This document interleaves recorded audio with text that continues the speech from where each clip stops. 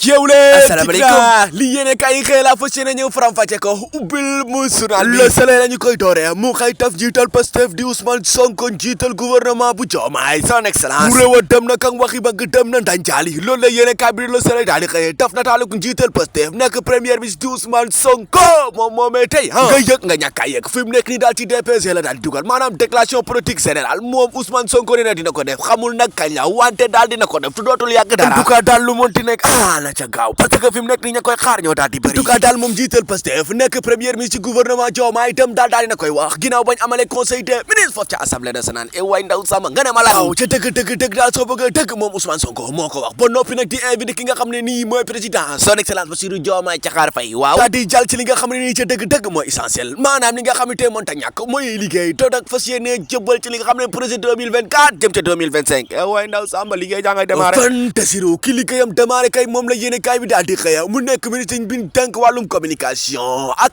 la ca daal di aju muy woo ci turu Aliou Sall yor moom la xëya ba ca Le Soleil yéene kaay bi di République ak Vox Populi ñoom ñëpp moomee la ñu daal di xëya taf na taalam di caay wax la mu def nag moo di xeppi gu mu tigoo xamante ni ñoom waa SEDEP nee nañ dañ ko dakarlu ba fu nakar li Mamadou Ibra Kane ak kookee di Maïmouna Ndour Faye ñoom daal duut nañu baarum ki la di ministre Aliou Sow te nee nañu ko lii nii njuuj njaaj dëgg la te dinañu koy topp ba fu wanet di mu di ak gëtam dina ca naati ci na jootaay xibaar kaay ma tegal la lu toll ci 430 ci ay bànqaas taskatu xibaar yi ay rajo la lii ay presse écrit la ma ne la kaay ma tegal la lu toll ci 112 kese la ñu daal di reconnaître moo ministre bi boo ko def te waaw daal soo bëggee dëgg soo ko xaajee ñetti xaaj ñetti yee yëpp maa lay tegal nii moom daf ko def invalide maanaam état bi reconnaître leen ba fi mu toll la mu daal di xam ne rek mooy may nañ leen 72 heures ngir ñu defaat ak recours ñu saytuwaat seen dossier boo xam dinañ ko valider déet la ca daal di toftalu moo di liste provisoire rek la kon daal en tout cas daal nañ xaar définitif bi ak lu mënti nekk daal mën na la 7TV ak Sen TV ba ci li quotidien bu ma jabal bokkuñu ca la Sénégal naan ma gis nga daal en tout cas dëmb ginnaaw bañ daal di publier liste bi ñoom ci seen bopp ñoo daal di woote li nga xam ne mooy conférence de presse ñu nekk waa SEDEP dëmb daal nga yëg nga ñàkk a yëg ñoom daal seen conférence de presse jax-jaxoo woon na parce que ku nekk ca ñoom jël nga sa kàddu di wax loo xamante ne kaara tañcaay waay daw samba looy teg nii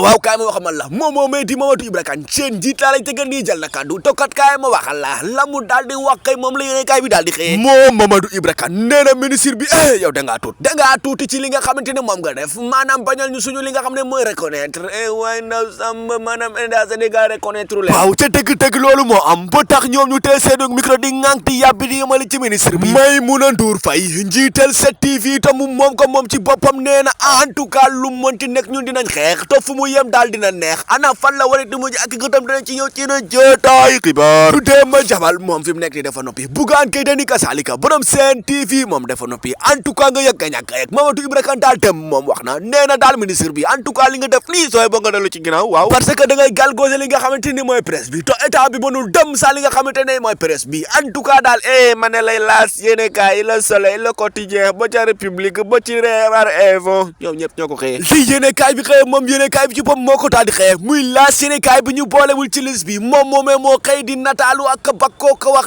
la ca daal di aju moom laas si boppam mu ngi bàkku ba noppi nag di wax état bi kaay ma xamala li nga xamante mooy laas yéene kaay dañ kaa war a valider ci nii wala ca naa parce que moom depuis 2007 ba léegi mi ngi existé maanaam comme moom ci boppam am na 17 ans d'expérience kon lan moo waral li nga xamante ne nii mooy ndey invalide ba dara puy ci boppam bëgg ci parti Pastef daal nee na loolu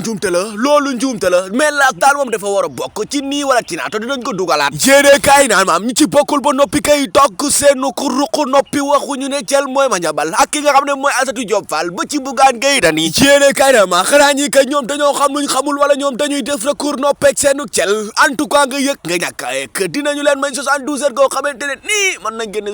liste définitive bi waay ndaw samba ubbil ma yéene kaay bi di Vox Populi nga leer atu bu njëkk ba mu xëy na tàllu ka aju gënewaa sam muy Maïmouna Ndour Faye en tout cas daal de moom daal wax na to nee na fi mu nekk nii dañoo jubli ci xeex goo xamante ne nii mooy vrai combat bi maanaam fexe ba démocratie mu am fii ci réewum Sénégal bi ñu mën a am liberté ñun waa presse bi te kat dina mel ni peccum sàllay ay nder fu mu yem rek dina neex te kat kaay ma xamal la seen jiit ci boppam maanaam jiital SEDEP di Mamadou Ibra Kane dem daal moom nee na en tout cas lii ñu def ni ñun dinañu ko attaqué te fu mu rëb rek kasaalika day neex mbéttem feccum ceebu jeen pendam en tout cas ca dëgg daal soo bëggee xam li xew lan la kaay ma wax la ko moo di daal ñoom SEDEP seen bopp daal engagé wu nañ combat bi te nee nañ pare nañ pour xeex ko porté ko fas yéene ko tàngaam lu ba noppi boot ko bokk ko di daw ak moom ak fu ñu ko daal di gañe rek day baax te ñoom seen bopp nee nañ am nañ ci yaakaar dañ koy gañe parce que ñoom am nañ doole en tout cas nga yëg nga ñàkkaa yëg fi mu nekk nii daal 72 heures daal mañ nañ leen ko ngir ñu mën a addi sere bokk kasa wala nga rema kës kiliya am na lu xewati moom la mandat daal di xëyee mu ñaabariti ba ci biir assemblée ginnaaw bañ foolee ki la di Almalik Ndiaye njiital assemblée nationale ci vice président yëpp ñu bokk ci parti Pastef gi loole la yéene kaay di xëyee moom moomee di Aïssatou Tall Sall moom daal di déposé plainte fas yéene koo jébal nguur gi ngir mu saytu vice président mi nga xam ne nañ ko tànnee moom nee na def koo ñaawlu rafetul to nekkul dëgg du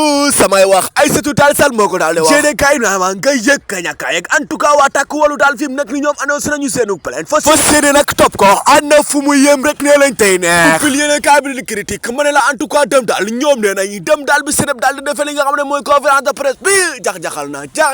na li ministre Alioune Sall def waa baax na en tout cas daal ngeen yëg ngeen ñàkkaa yëg mooy